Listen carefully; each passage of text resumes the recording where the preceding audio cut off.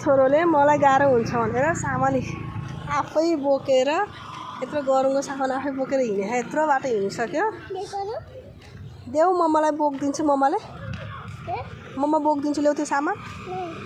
किन बाबुलाई गाह्रो भएन फोटो भिडियो खिचेको मेरो छोरोले बोकेर हिँडेको भिडियो खिचेको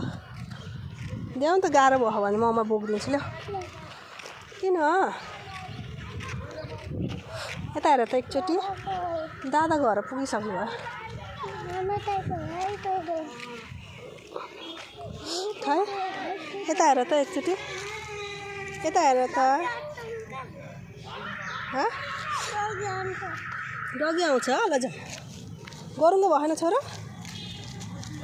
ओहो यति चाँडै